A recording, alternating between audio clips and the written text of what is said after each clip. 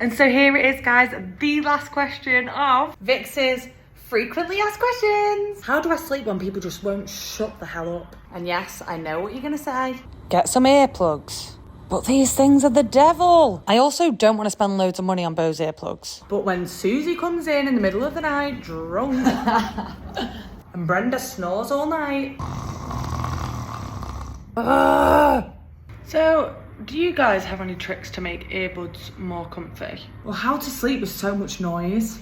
Leave your comments down below. And thanks for watching my frequently asked questions. And don't forget to smash a like if you want to see a part 2.